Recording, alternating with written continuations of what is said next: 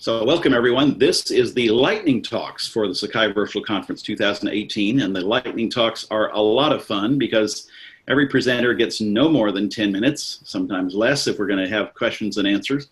I'm your moderator, Martin Ramsey. I'm with the LAMP Consortium, but we've got a group of 7 different presentations that are going to be done here, and I think it's going to be really exciting, and I'm eager to get going.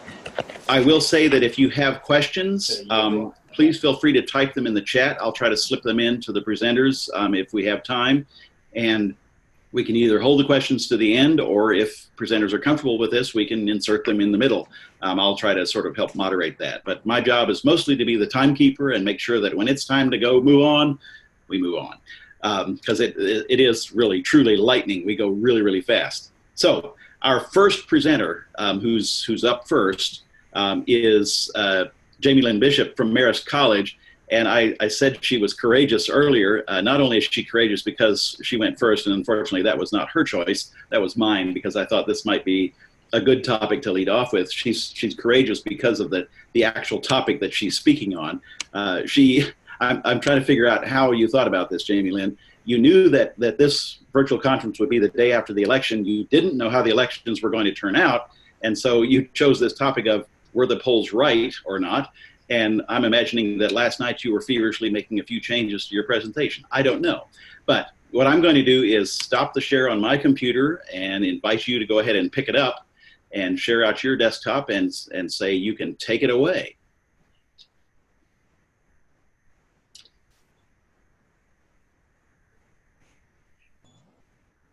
With me, Martin. It's coming. It's coming. Yep, there you go. Yep. Yes, I am a brave soul. Yep, there you go. You got it. So take it away. Okay, wonderful. Thank you, and good afternoon, Martin. And thank you and everyone for joining this lightning session. My name is Jamie Lynn Bishop, and I joined the Digital Education Department at Marist College in February of 2018, and I'm currently serving as the instructional designer. Prior to joining the digital education team, I was the Director of Research and Data Visualization at the Marist Poll. And as the Director of Data Viz, I created infographics, helped produce and edit video presentations, and assisted with content delivery and student assessments in Sakai to train and prepare student interviewers to work in the survey center. I updated and enhanced the existing training modules to make them more fun and engaging by using graphics and animations. Now, currently in my new role at Marist, I have been instrumental in the beginning stages of an online course creation partnered with the Marist Poll Department.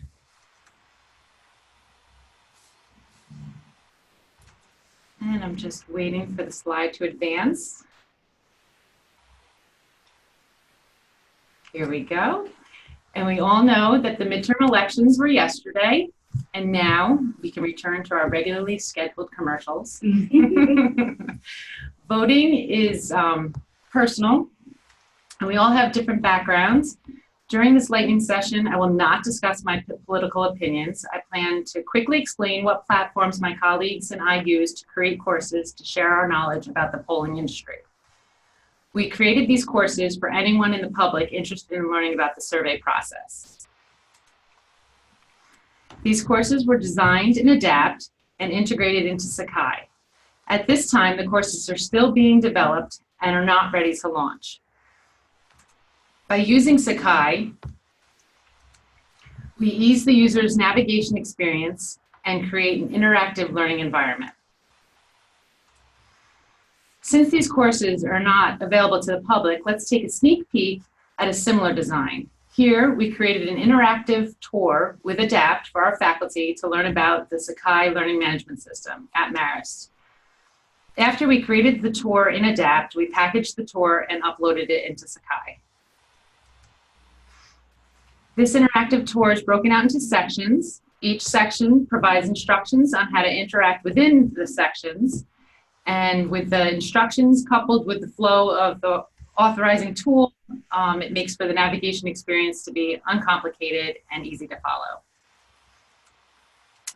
This tour is visually pleasing. Each section has utilized a different component, and these are the main interactive elements within the tour. For example, we use graphics, we use media, we used hot graphics and sliders. And these are all the components that we use in the polling courses as well. Each interactive section for this tour has a quick overview to provide a better understanding of how to use Sakai to support teaching online courses at Marist. Now, for my pitch. If you want to learn more what works best in the polling industry, check out the Marist Poll website in the new year. There will be various courses launched at that time that will be interactive and informative. The courses will answer the following question: what is a poll? Why poll? How is data collected? How to create a questionnaire? What makes a good poll? Maybe it can even be how did they get it wrong? How did they get it right? So, are there any questions?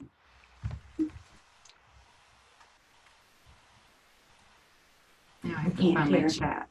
Oh, that's true. Sorry, I had muted myself. There was a question.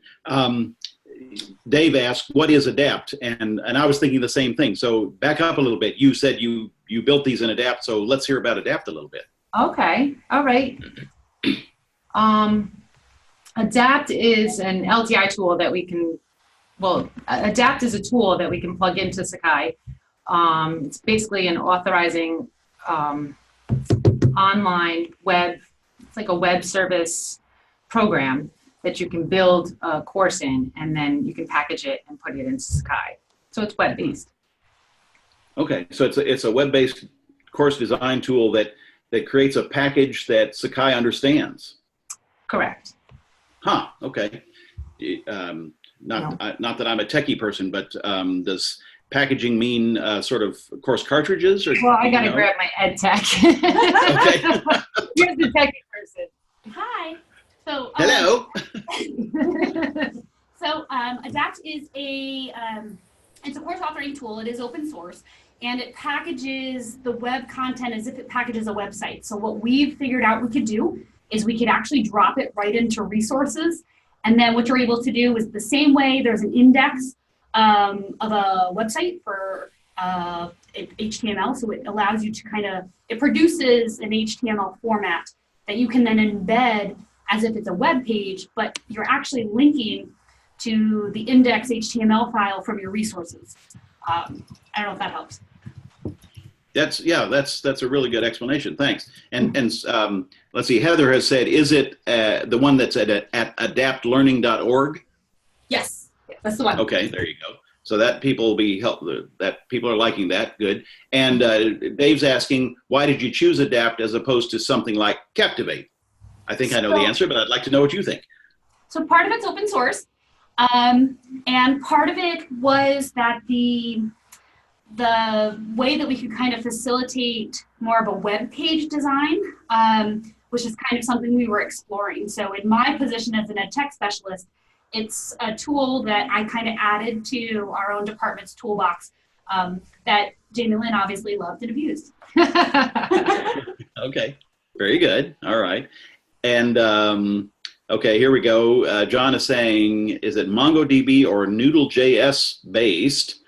Server install is pretty easy. Okay, I don't know the answer to that. Do either of you? I don't know the answer to that. So that's where I call on Don Giglio, and yes, he's been really fantastic to the extent in which I can be like, here's a new tool, can we try it? And he says, here, go here. So he's been really incremental to setting that up for me. So I can't answer that question, but I can get back to you on that. Okay, very good. And John's saying he's just saying it's easy to install. That's good. And Dave is asking, does it open within a new window in Sakai, or does it open? Is it within the Sakai frame itself? It acts as a website, so you have that choice. You can embed it within the frame itself. Okay, cool. All right. Sorry, Jamie Lynn, we're talking to your buddy there instead of you. No, we're the dynamic duo. Yeah. It's a teamwork. Okay. Yeah, very good.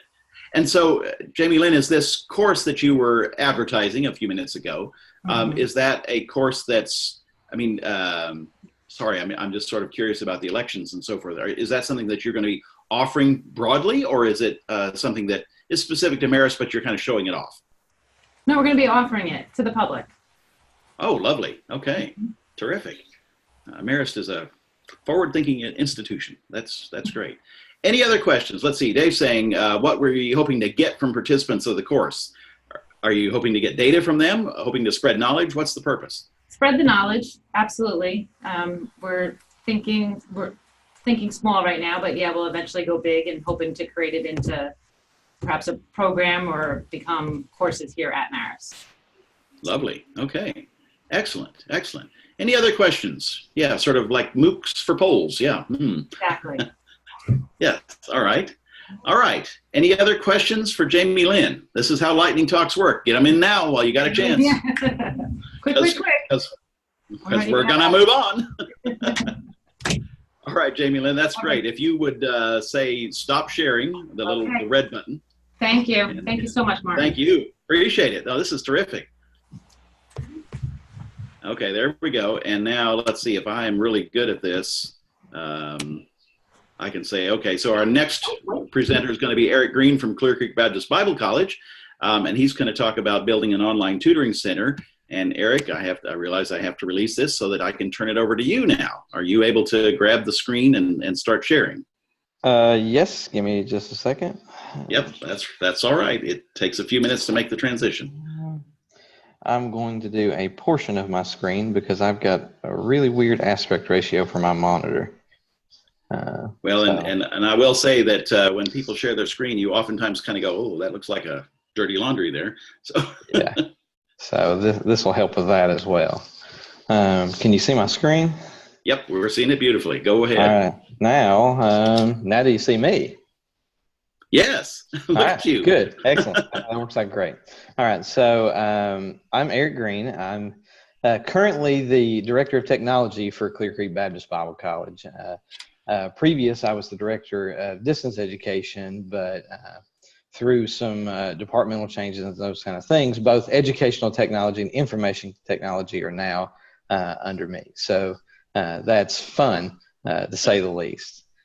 So what I'm going to be talking about today is just the fact that we at Clear Creek like to use Sakai in some pretty creative ways, I think, to do some problem solving.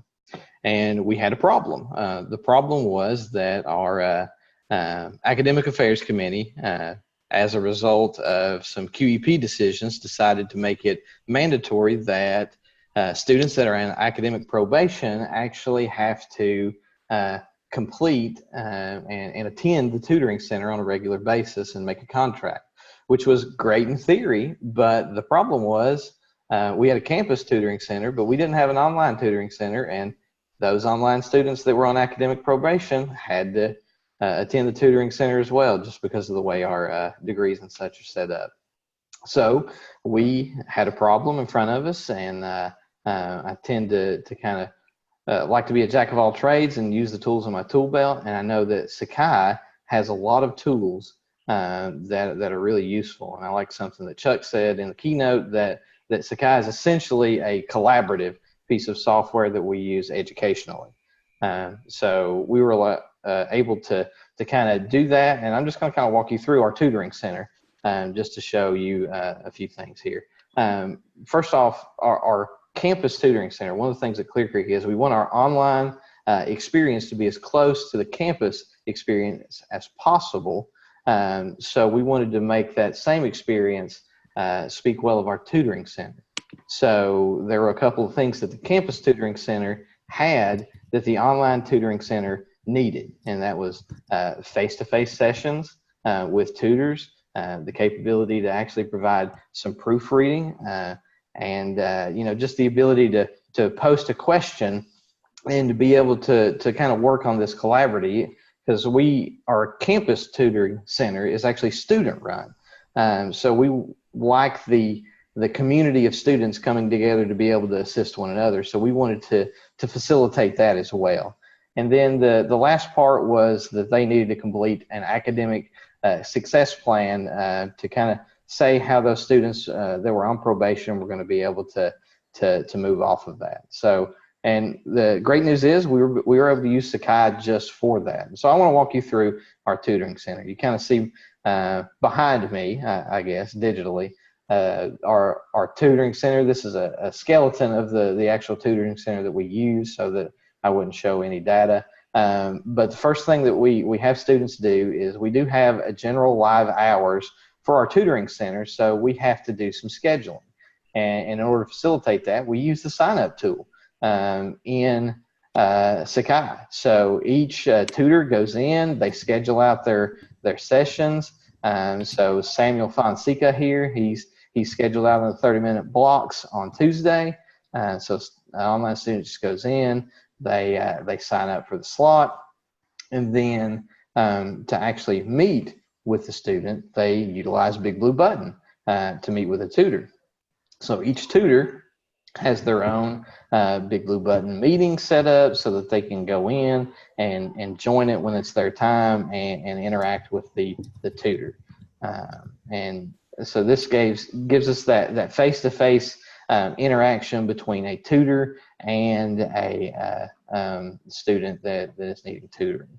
And then, of course, in a tutoring center, there were some other interactions that we wanted to replicate, and those were student to student, just being able to ask questions, have a discussion, and we did that in two different ways.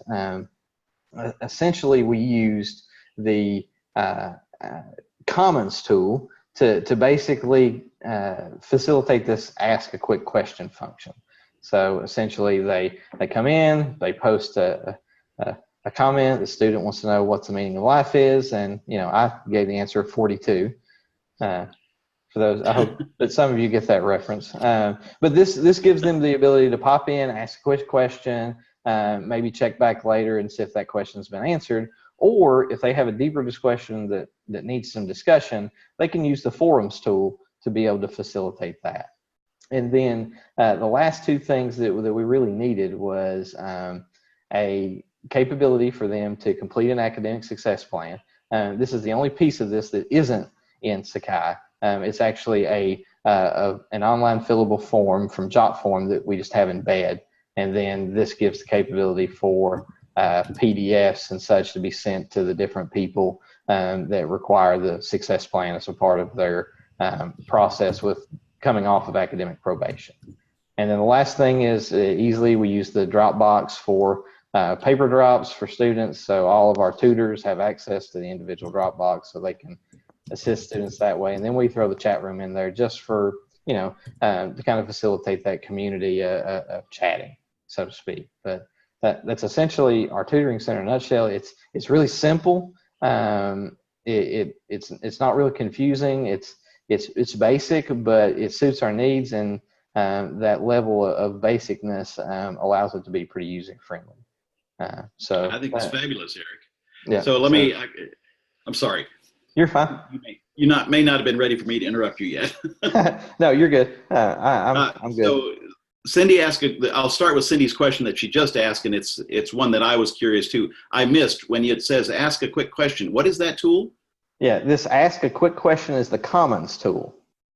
Commons tool. Yes, and basically it's kind of a social media-esque post and reply tool.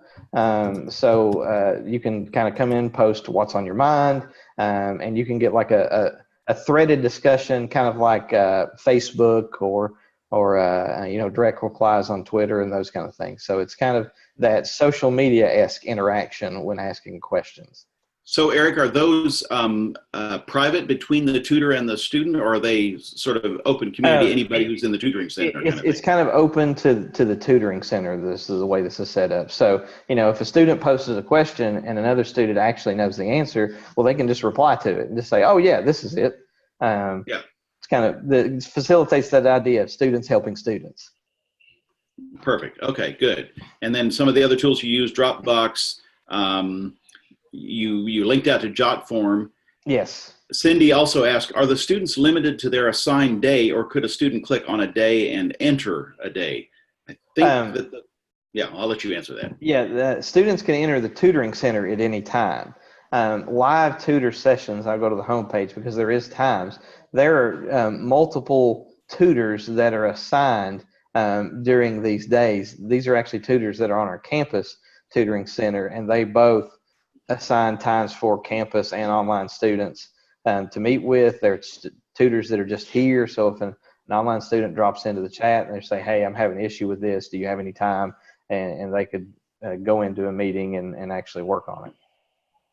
Okay. Now, there's one that a lot of people have been curious about. How is it that you're floating in front of the screen like that, Eric? Tell us. It's an app called Personify. It's essentially the same kind of app that a gamer would use to stream themselves over their gaming. So it's actually a neat little tool. Okay, I'm writing that down. So you don't have a green screen behind you? I do not. It is actually cutting out around me. You can see it kind of has some little. Yeah, it's not perfect. If you move significantly from one spot, there is a little bit of software glitching, but for the most part, it works pretty good. And so basically, what it's doing is it recognizes what the background looks like that's static and says, "Oh, he's moving. Yes. That must be him." And so, yeah, okay, I got it. Very good. Yeah. Dave wants to know if you can do the weather. There will be showers in the east. Yeah. Okay. Yeah. All right, folks, what other questions do you have for Eric? Or Eric, what else do you want to say to us? I'll just say that don't be afraid to think out of the box when it comes to Sakai, because it really, it's a tool set, and really, you know, you can make a lot of things happen with Sakai that are like, I didn't really think you could do that with Sakai. So there you go. There you go. All right. Oop, there's the timer. Perfect. That was excellent timing. All right. Well, very good. If you would unshare your screen, I would appreciate it. Okay. And now I'm going to share my screen, and this is going to be interesting because our next presenter is Brian Holland Ike from Penn State, but he's not here.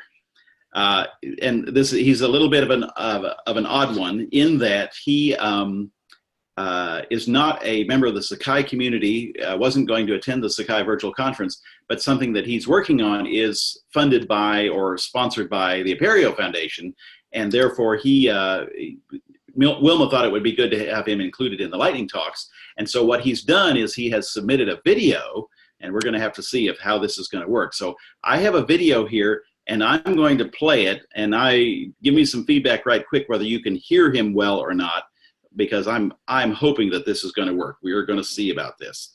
I bet you I have to unplug my headset so that this will work too. So here we go. I'm going to try. What up, Sakaigers? It's BTO Pro, your favorite non-contributing member of the Sakai project. I had something cool that I wanted to let you all know that this, I think, could be relevant to pretty much any open source projects, particularly of interest to Apereo projects. So it's called Web Component Factory. It's something that the Elms Learning Network team has been working on, as it says, as a way to churn out web components in a library agnostic way, document them, and make it so easy, even Dr. Chuck will use it. So let's check out how it works. So I've got it installed here, and it's got this concept is that you have a company, that company has factories, and those factories, they crank out elements. So I'm going to add a new factory. So I do WCF factory. It's going to ask me some questions. So name of this factory, Sakai, description, the element repo for all of Sakai. You know, this would be kind of the scope potentially. I'm going to just quickly say, hey, it's in version control at an address. It's going to go and run some stuff. So looking at what this looks like when we use it, Elms Learning Network, this is a repo called LRN Web Components on here where we're starting to build this out. But basically, you're going to get the same way in which we develop, manage, and test our elements and publish them that we have access to, because I don't want to have to know how to do any of that either.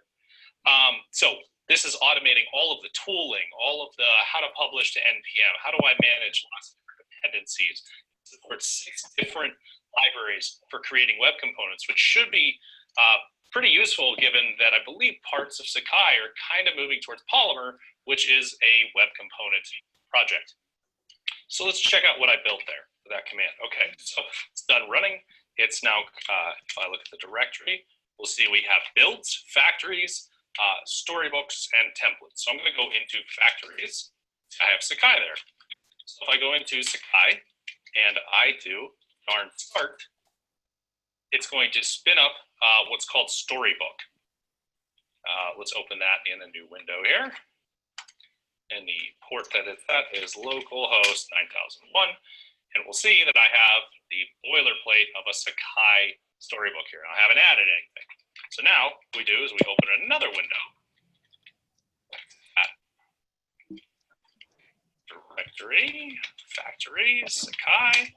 And from here, I'm going to run WCF element. It's going to give me a new element. So I already have another factory on here, but I'm going to put this in the Sakai factory. See, I get all these different options of libraries. So if you use Polymer, cool. If you want to experiment with some of these other ones or just make a vanilla just using the classes that are in place with the W3C spec, go for it. So I'm going to make a Polymer one just to do it. And this is going to be called the Dr.-Chuck element. And purpose is to have an inflated ego.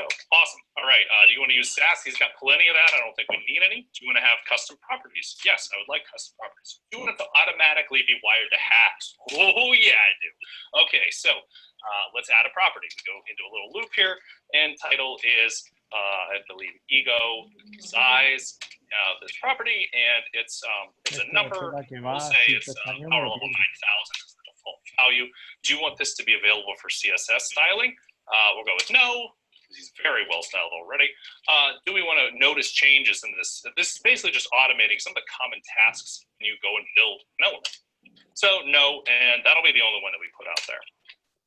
So then that's going to go and run, and it is going to ask what version of hacks I want, which I always pick the latest. That should be the only question it asks. Let's go look at what that's going to generate from the window perspective here. So over here, you can see it's starting to compile because Webpack is going to pick up and notice the boilerplate being generated. And when this is done,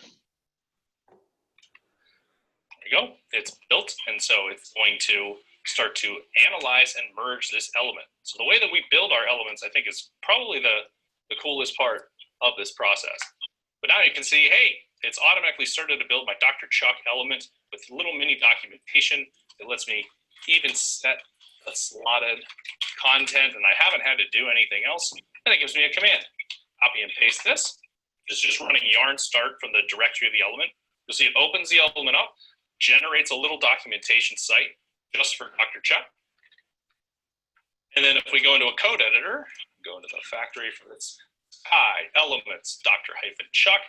The whole idea is that we work within this SRC directory where we've abstracted CSS, HTML, and JavaScript of the element into 3 separate files. Oh, and properties over here.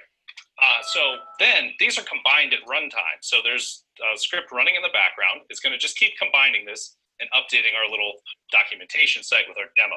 So this is Dr. Chuck. So as I update the HTML of this, put it in span, check out Sugi. It's really cool, right? And then maybe I would have that be a link. It's over to, I don't know what the address is for it. And copy and paste, cool. So I hit save, and then we'll see in the terminal, analyzing, rebuilding, the site is going to get updated here. So now if I hit refresh, we can see there's that link to check out Sugi, but also over in the storybook has refreshed utilizing the exact same files. So we can demo and work on one of these elements or all of them. All right, so quick, let's do a publish. So we're going to do yarn run build. That is going to compress and compile this element to work across every browsing target. So the great thing with web components as of October 23rd is they work everywhere except IE and Edge natively, which means you need way less tooling involved to actually get these to publish and work on the web. So after that, I'm going to run WCF build, which is going to do a static build of every element in my library. And right now, we can pump this out for static or for Drupal, backdrop, graph, what have you. It'd be easy enough to make this pump out to Sakai or other things. Folder for this. Let's do it. Letters. And what that's going to do is pull together, down from NPM, all of my elements. It's not going to have the ability to do that, because I had published this silly little site to NPM.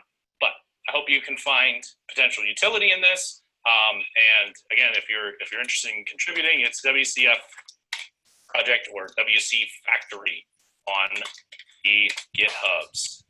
There it is, elmsln/WC Factory, or we're published on Yarn and NPM. Have a fun virtual conference, Dr. Chuck.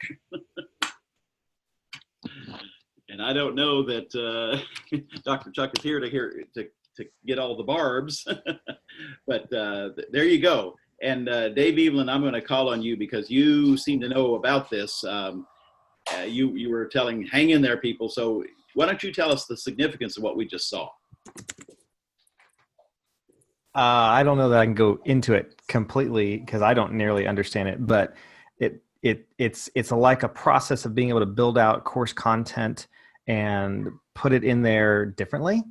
Beyond that, I would just encourage folks to look at the article that actually Brian posted to get a good sort of sense of that. There's also a similar article that's actually along with that whole idea. It was actually published by Inside Higher Ed that deals with this concept of HAX or hacks and the idea that web components can sort of really build into. And I just suddenly got really smart because you gave us the URL. There's the website that has the article. There's Brian, and there's the article. So this is worth pursuing and understanding better. And so now people can ask questions, but Brian will decline to answer them because he's not here. But what do you all think? Cindy says, interesting, but whoosh. I agree with you, Cindy. All right. Any other questions? Any other thoughts that anybody wants to contribute about the significance of what we just saw? Okay, we're doing very well on time. Y'all are doing beautifully. All right. So next, we're going to talk to Jennifer Robinette, again of Marist College, about getting to the heart of interactive course design. And Jamie Lynn said that she may take less time and Jennifer may need more time. So Jennifer, I will stop my sharing and let you grab the screen back, and then you can do your thing.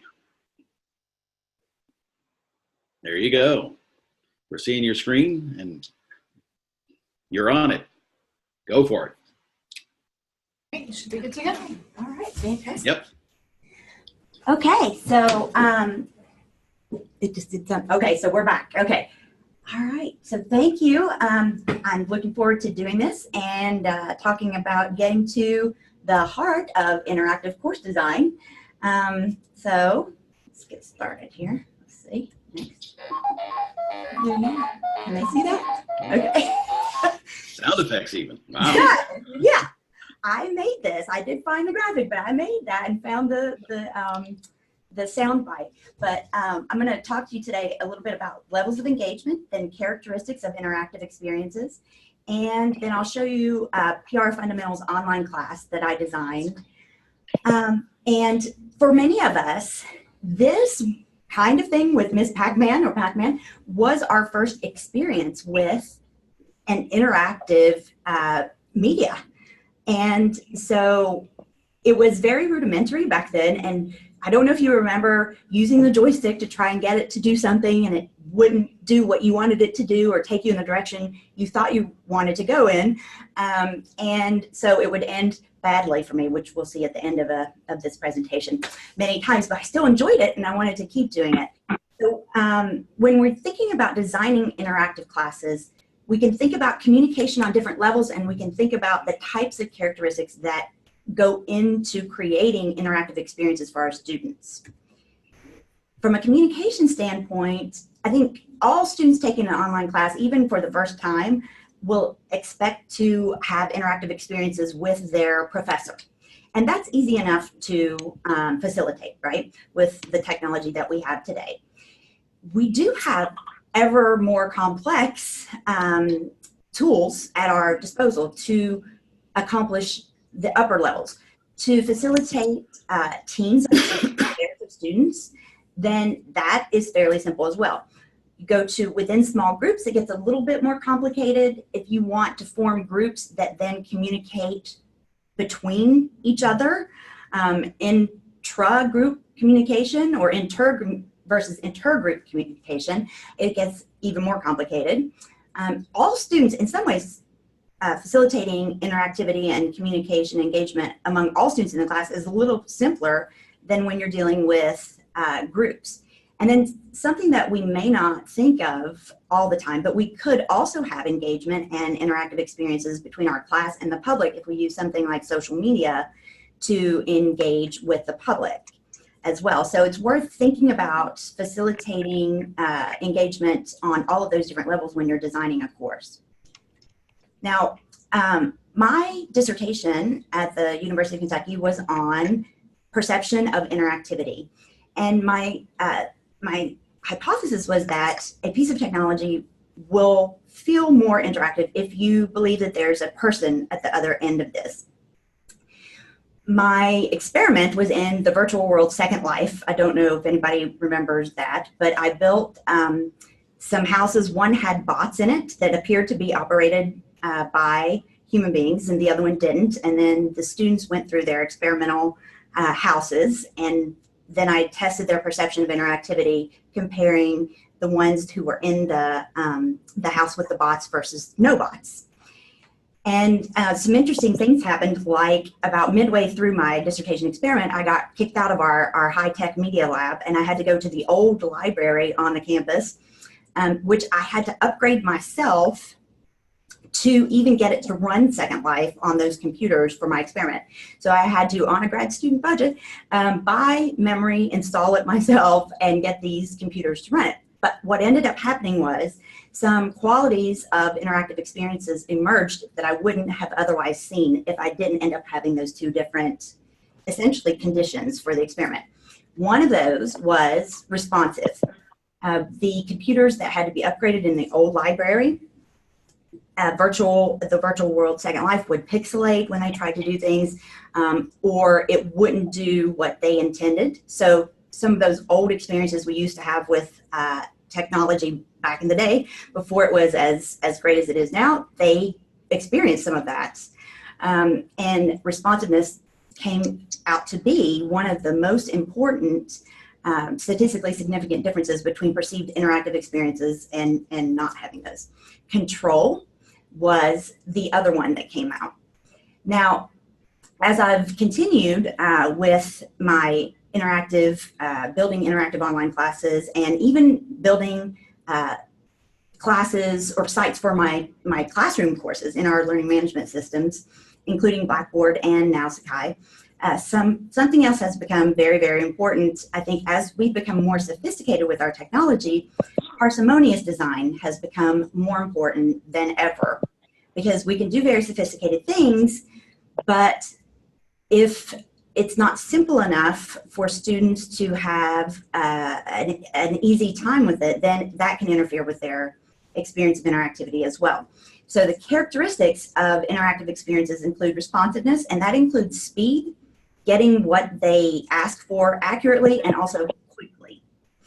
And then control, meaning that what they need and what they want or seeking needs to be on demand at all times for them, and they need to be able to have a sense of self-efficacy, meaning that when they try to accomplish something, they do accomplish it the first time. And then parsimonious design, clear, simple, and streamlined as possible. So we have to look at all the tools that we have available to try and foster these characteristics to create really for our students. So this is my PR Fundamentals online class in Sakai and iLearn here at Marist. That's the home page. This is the chapter by chapter page, which is how I organize all of their course materials.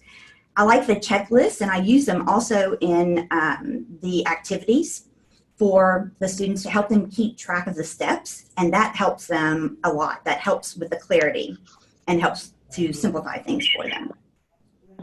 Here's an example of the ethics chapter in our public relations textbook. And at the top, you can see that I have the ethics activity. That's a lesson subpage that they will click on. And then they'll see steps 1 and 2, for instance. Step 1, they go earn their from the Arthur Page Center. And then step 2 is they submit their ethics certificate using that link, and that is a test and quizzes that I use. And then we have step 3, which is I use the auto group to assign students to teams, and then I had them in the ethics module. They are learning about these ethics cases in PR. So Facebook versus Google, Blackfish versus SeaWorld. I divide them into teams, have them go out and find an article or website or video about those cases, and then post in Padlet, actually, which is an external resource. And then they explore the other team's articles and comment on them. So they get exposure to both cases and interact with each other between those groups. Then this is an activity about PR measurement, so measuring analytics. And I've used the lesson subpages and prerequisite settings. That also helps with clarity and simplicity and to streamline things for them so that they can't go out of order. That the prerequisites have really been very helpful for that.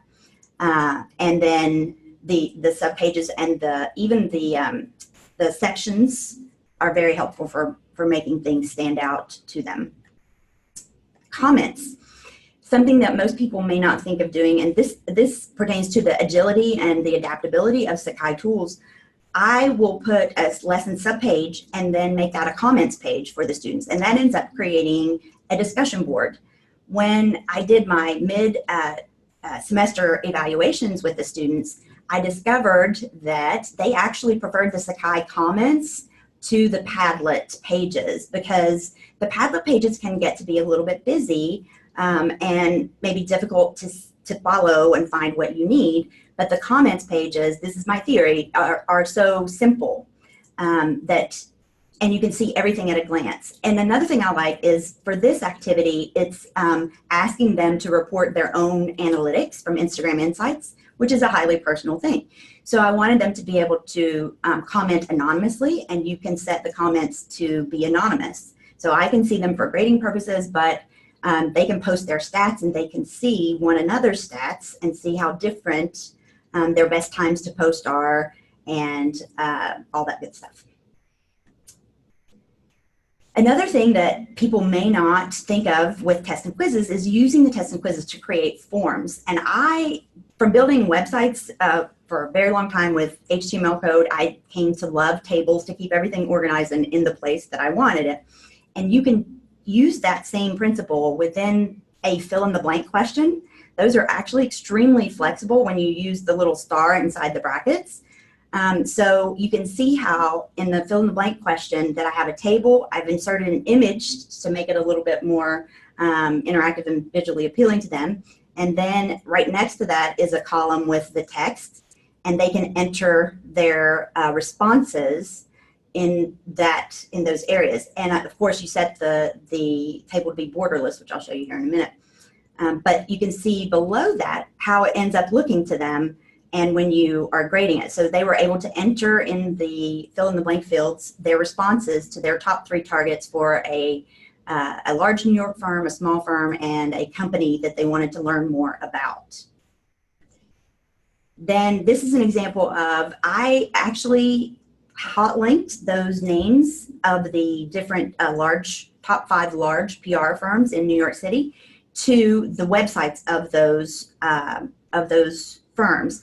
And so all the student had to do in tests and quizzes was click on those links. They would go to those sites, and then they would grade them and enter their grade into the fill-in-the-blank fields. So you can see this one's a really tough cookie here. She gave even one of the top 5 PR firms in New York City an F and another one a D. So she's really tough grader. She has high expectations. So, but it was very, I think, more interactive and fun for them to do it that way.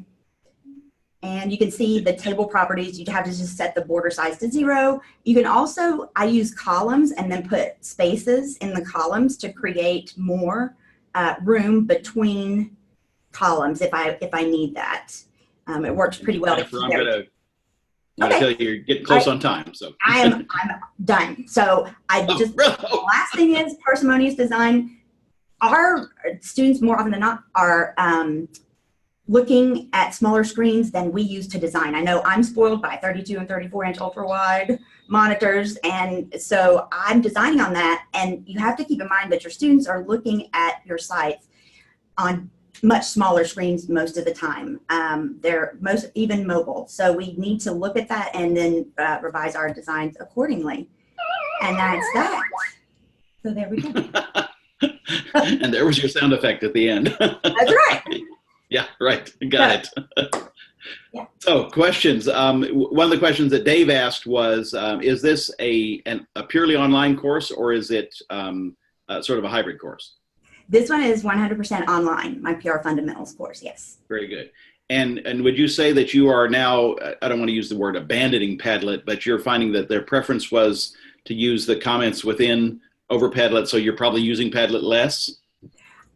Yes, I'm going to. I just got those results back from our midterm evaluations, and so I'm actually designing a social media activity for them now, and I will use the comments instead of Padlets. Okay, very good. Other questions from folks? I'm looking at the clock going, okay, we need to. That was really good, Jennifer. I'm really intrigued. It's like, okay, we need more of that. That was really good. Great.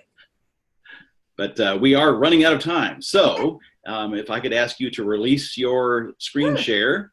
All right, thank you. Oh, here comes a magic person who's going to do that now.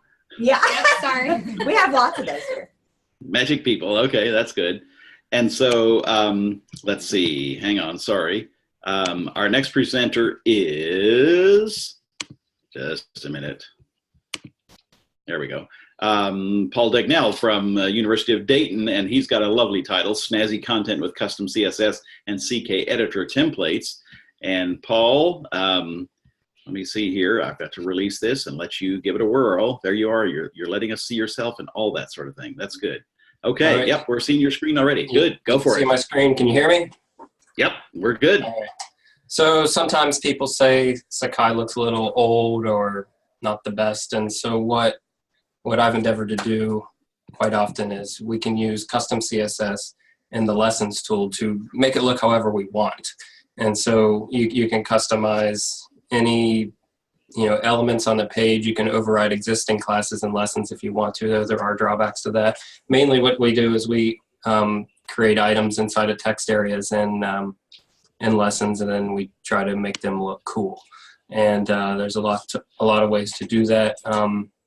In the real estate industry, there is a tactic where you try to make it look expensive so that people buying the house will think it's a better house, and that's what you can do by just kind of making things a little bit more snazzy. So this is kind of an example of a course homepage, and a course homepage can be styled just the way we can do anything in lessons as well. And so this is like a very basic, we didn't do anything to it. Anybody can make a course homepage like this. But what we find is if you just kind of give it a little bit extra polish, make it look like this, it means a little bit more. You've got the instructor's picture on the front. You've styled it kind of a new modern way. We've got a banner here with the name of the course and just adding a little bit extra character to it. And like the homepage especially is a good way to make that first impression. We've done student focus groups before where we find that students will immediately judge the quality of the course and their faculty member the moment they first hit the Sakai site. And you can see at the top left, we locally brand Sakai Isidore here at the University of Dayton. And here's another example. It's kind of the same idea, but we did it with a ribbon kind of effect, a little bit, black and white fading. Like there's many possibilities that you can do to style that homepage to make that really cool first impression. Another comment that I'll make about this is we've assisted with running an online cohort of students in Mexico, and like the images of the campus is something that they've kind of valued, saying it helps them feel connected with the campus even though they are remote. And so here is what I call a module menu. This is a lessons page with a bunch of subpages for each of the weeks. I just kind of threw up random topics, and this is where it would kind of be done in a generic fashion without modifying anything. Here, what I've done is I've styled the buttons themselves. I've put little icons on the buttons just to kind of make them look nice. And, you know, again, putting a banner with campus images and instructions just to give it a little bit extra polish. Here's another way. Later on, I'll switch to my browser, but these buttons animate when you hover over them. They'll get bigger and the ribbons kind of pull in. Just another way you could style the buttons for a module menu. And when you click inside, if you're trying to make an online course module, you know, you kind of have some introductory stuff, and you've got a picture, learning objectives, and dates and things. And then you might have a lecture video and collection of readings and an assignment. And that would just go on like that. You know, you could put pictures. There's other things you could do to make it look good. But what we do is we try to spice that all up. So I'm going to switch over to my browser. And I'm first going to show you. So I've created this Isidore Showcase, Isidore again being our branding of Sakai. Like this site where I kind of, when we work together and we come up with all these little trinkets to put in there, this could be a place where we could share them with people. Like here's a list of things that we can make and put in your site. What do you think? And so one of the things I like is Instructor Insights. If you're looking at a web page that has a lot of black text on a white background, you know, eventually your eyes are going to want to fall out of your head. But, you know, this kind of thing, your eyes just pop to it. You're like, okay, what's my instructor saying here? This must be important because it's in a speech bubble. And so this is a technique we've used. A lot of faculty really like it. And we feel it really draws the student attention to something that the faculty member wants to highlight. And it also creates instructor presence with their image. And even though it's an online asynchronous course, like this little thing, it makes you think the instructor's talking to you. Here's kind of a more formalized example of doing that. We call this one the panel Instructor Insight. This is actually built with a bootstrap panel, and there's not much custom CSS to make this at all. And here's one that's a lot of fun. I call it a conversation, where you kind of have a generic student and the instructor, and it allows you to just sort of simulate what it would be like to have this brief conversation. Of course, the deck is stacked for whatever the instructor is wanting to say, but it's a good technique, and I'll talk about how that actually can help with learning in a bit. Some examples of how we can customize buttons. You can have colored buttons. Here's the ribbon one. You can see it animating a little, super fun. And then icons. These are HTML icons, and I only have one example here, but I recently made some where I put any of the font awesome icons can go onto the button like that. And you know, there's a lot of variation that we could do. And so, like, there's a lot of different headers. I showed the one with the ribbon. Like, you know, we could change the colors, change the size, put more text on these. Here's some examples of bootstrap elements that just aren't customized at all, that you can just slap in there without any custom CSS. Something recently we did was like creating tooltips where you could kind of do things like this and have, I don't know how clear that's coming through. Good enough. We get the idea. And so the way this looks in a course, you know, if we have, like we like to use the expand and collapsible items here.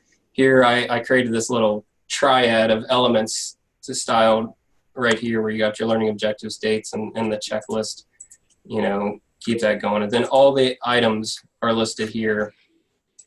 And so here's a call out item, a study tip. All this is just a bootstrap with a font awesome icon to make this this element, and just kind of gives another way for an instructor to draw the student's attention to something important.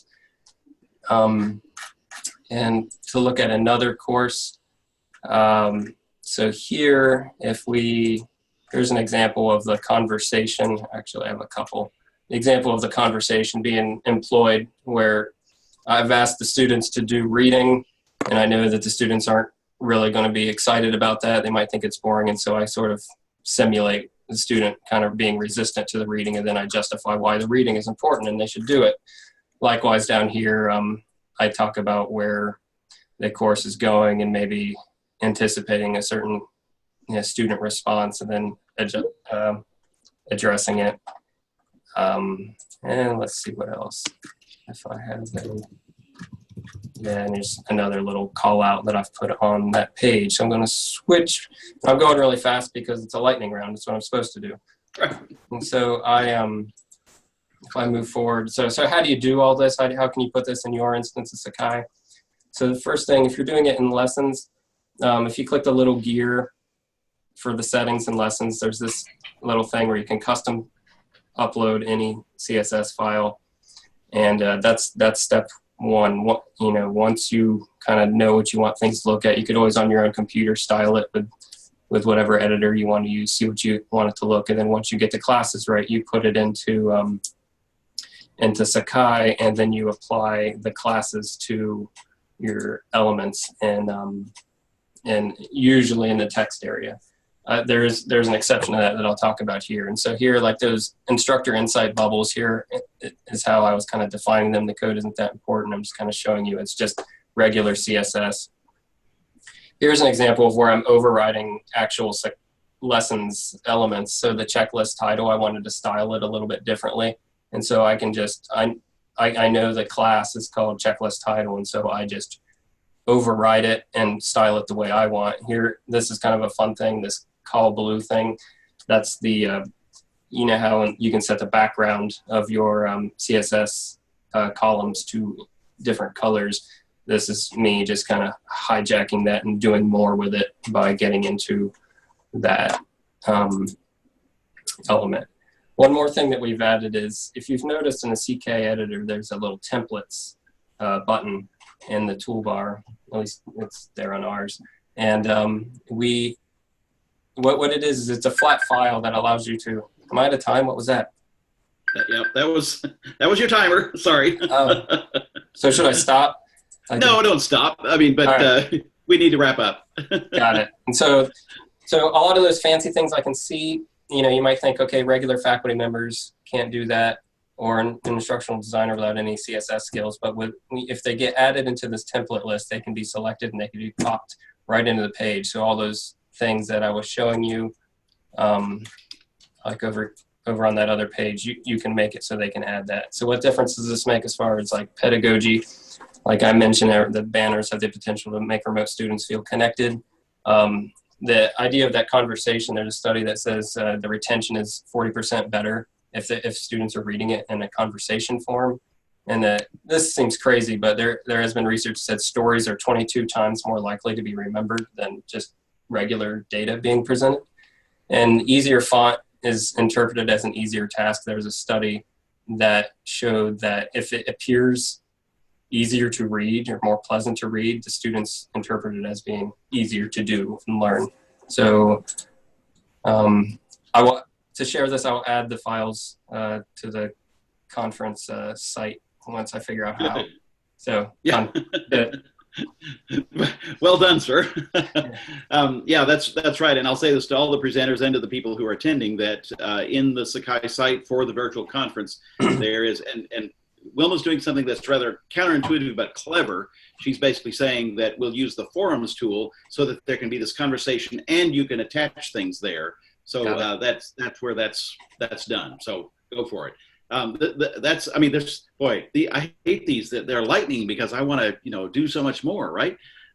So, boy, we need to talk about more things.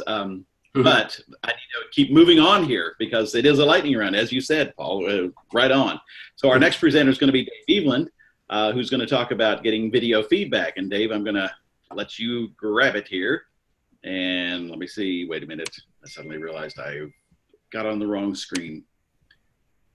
All right, Dave, are you ready to go? Or did I just undo what you were doing, Dave? Hold on a second. I'm getting there. Okay. I'm trying to get the thing up that I need to.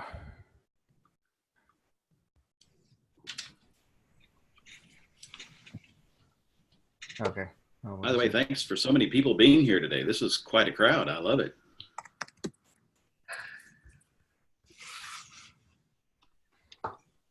Can you hear me okay? We can hear you and we can see your screen. Go for it. Okay, so which screen are you seeing? That's my problem. Oh, we're seeing the one with Sakai Virtual Conference on it. Okay, then I'll move this one over here. I'll work out a little bit better here. Okay. Yeah, there you go. That's right. All right. Are you still seeing the presenters over there, the participant list? No. Good. No, okay. that's all right. I'll try and see if I can't do this pretty quickly here. So I know we're short on time. So one of the things that I really feel like is an issue with Sakai and just about any other of the learning management systems that are out there is providing that mechanism of feedback to students.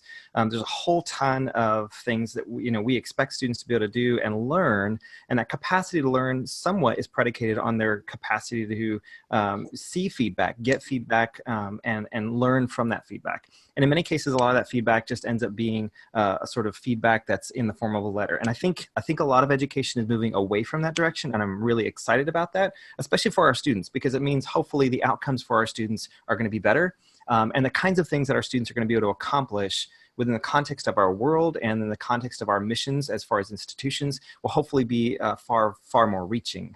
So one of the ways I think we can do that is within the context of doing video feedback. So we can provide video feedback on papers. It's the idea that you could provide voiceover stuff. I think there's really good place for being able to do video. There's such a proliferation, right, of the capacity and the technology for people to just get a video and to create a video. I've seen folks do things where they, instead of doing summaries of discussions, they provide feedback on those discussion forums in the framework of a video. So an instructor could, simply pull up their FaceTime or something of the sort and snap themselves together a real quick video that just simply goes through and says, here's what I hear you all saying. These are the things I think you should be thinking about, as opposed to always having to type everything out. This sort of goes along with some of the other presentations about the idea that, maybe students might consume that feedback better if it was in a format they were more used to consuming, something that might work a little bit better. You could even do this in assignments, for example, if you're doing writing of papers and providing video as a mechanism for that feedback. So other things that sort of goes along with this, if I get over here, I came up with some sort of tool-specific ideas. My presentation is just going a little slow here. So some of the suggestions that I would tell you sort of on the outset of this is that when using video for feedback, make sure you do so sparingly. So this is the idea. You want to don't use video for feedback for everything, but for those sorts of things that really help to attenuate students toward a better set of outcomes. But then also something to keep in mind as well is whether or not you might have to say make that video content accessible. That could be very, very significant. Now, I don't necessarily know that you would have to make every single video for the function of feedback accessible, especially if it's for students who don't have an accessibility need. But on the other hand, say, for example, you're giving video feedback that has to do with a language course, and you're trying to help students understand what it is they're saying, the captioning might actually be very, very beneficial for that particular sort of reason. Same sort of thing as far as teaching. In terms of looking at tool-specific things, so we happen to subscribe to WarpWire, and I know Tutor is also out there. But there's a nice little plugin in the service that WarpWire provides to us right inside that CK editor, that rich text, that rich content editor, that really just simply allows us to click that button, add a video anywhere that editor is, and simply provide that feedback. And we can even leverage some of the functionality inside of Sakai with regard to student-specific pages, that sort of thing, so that content is isolated from other students in the course. And so only those students that have access to that stuff can see those sets of feedback. There's other tools that are out there that are offline tools like QuickTime and TinyTake.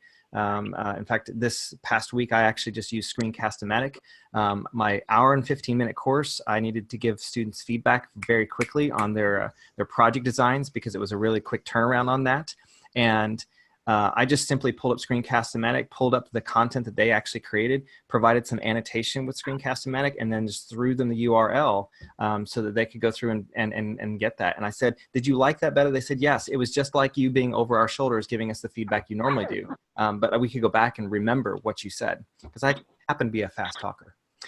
So some things to think about with regard to Sakai Spaces. Where could you use it? Where could you put this sort of feedback? You know, because that's one of the other issues with Sakai, I think, is where do students go to get this feedback? And a lot of times it's all a matter of them going to the gradebook. Well, that's not always where they might want to go, or maybe they happen to go. I think this is a larger issue for Sakai in general, maybe for LMSs at large. But in this case, we just used our WarpWire link and just simply threw that right into the comment section. Now, a limiting function of this is there's no way for a student to click that link. They would actually have to highlight the link and copy and paste it to go and see it. But it is at least a way. Other places you could probably use this is within the context of discussion forum areas. So like I said before, you could, in this case, and I believe Tutor also has a plugin function, we just click that WarpWire button and we can actually insert a video right there inside the discussion area that could provide an overview of maybe the summary comments or something of the sort. Other places, I think there's a very big issue with students getting feedback in terms of papers. I don't know how many other institutions use Office 365 or Office products, but that comment function of trying to provide review feedback, all that text on the side is oftentimes missed, and students don't even go into Sakai seemingly to the assignments and then download the returned assignment and actually review that. In some cases, I wonder if we could provide that feedback in a way that's different within the context of a video, if they would actually adhere to some of the things we're trying to tell them by way of the paper or the project, or the way they could actually you know, improve on what they're trying to do. Other places where I think this could be inventive or innovative to be using is in the lessons area, kind of along with one of the presentations earlier today, within the construct of student content pages, where you could use the comments area in a student page and provide feedback to the student about their writing. Now, this doesn't pass this through a Turnitin plagiarism detection service, but it still could provide a mechanism for iterative response and feedback for students. So they can go back, oh, that's where I changed that, that sort of thing. I also hadn't thought about this, but as it came to my mind just before we started, but that idea of providing students the opportunity to give each other feedback. Now, there can be some other issues with this as far as, you know, making sure that, you know, students are providing ample feedback or, you know, specific and discrete feedback, but maybe providing an opportunity for students to give feedback to each other using some sort of video construct.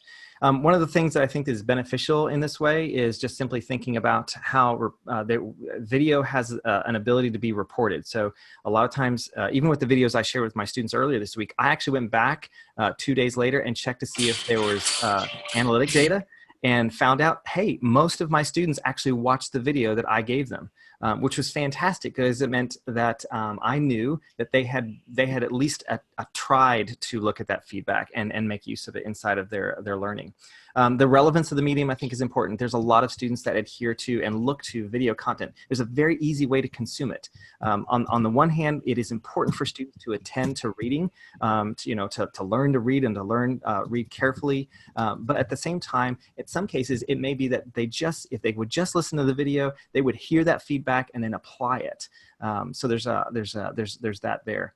I also know that there are some folks that happen to use inside of our WarpWire system, the captions are searchable. And so if an instructor happens to, upload a video and then maybe they quick caption it, then students could go use those captions as part of a feedback mechanism to search for specific things in the feedback that they were trying to remember or adhere to.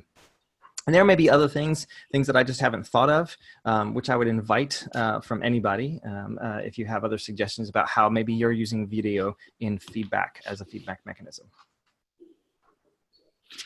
Well done, sir. All right, there are times for a little bit of questions for Dave. What you're getting, Dave, is a lot of kudos to WarpWire, because it looks like other schools are recognizing WarpWire and going, I like that stuff too. Okay. I'm trying to figure out how to give you back the screen. Hover and let's see.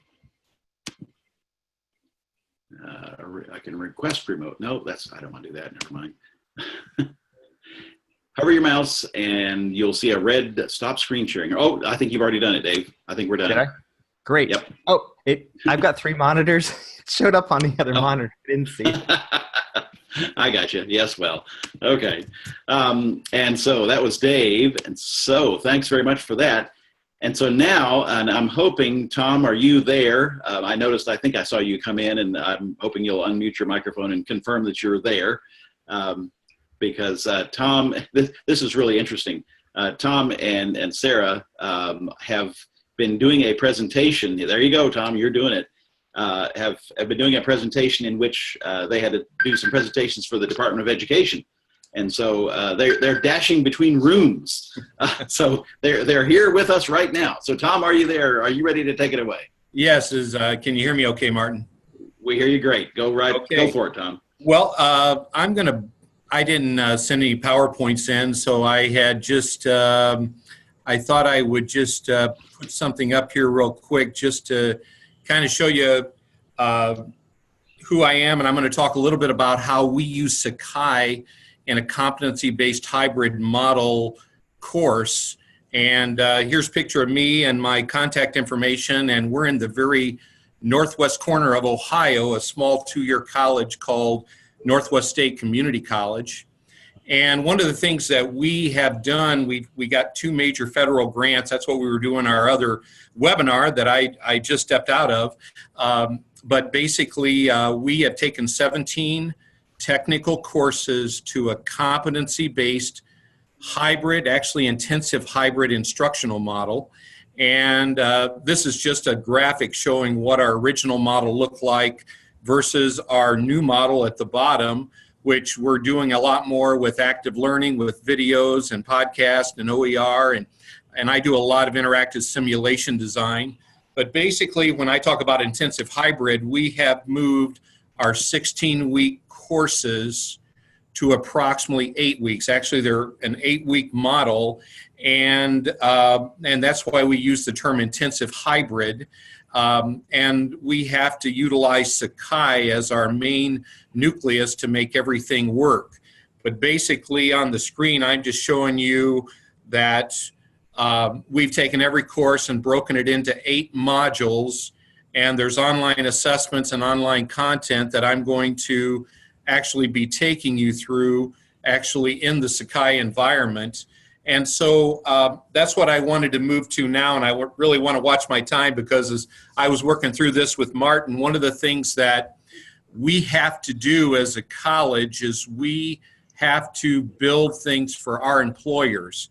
And the model that I'm showing you, this is all employer driven, and it's about hands-on skills for people at work and accelerating learning.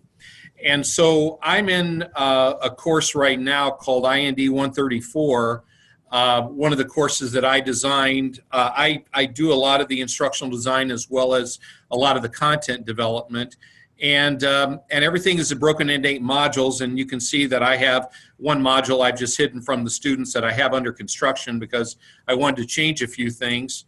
And then I'm going to slide into just one of the modules just to give you an idea of what we're doing. And I have a lot of learning objects because I create a lot of videos. I create a lot of OER material.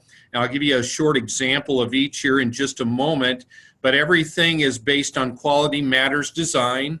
And I have a description for a module here, and I have the module outcomes I can click on. But one of the most important things that I use is something called a module learning sequence, so I can explain to the students how much time they're going to need, but it also lets me adhere to our academic standards as well. But as I work down through this, I've broken our module into 4 sections: our reading and learning activity, and then also our knowledge and application assessment down toward the bottom. And then I have the lab opportunities that we're doing, and then we have the hands-on assessment.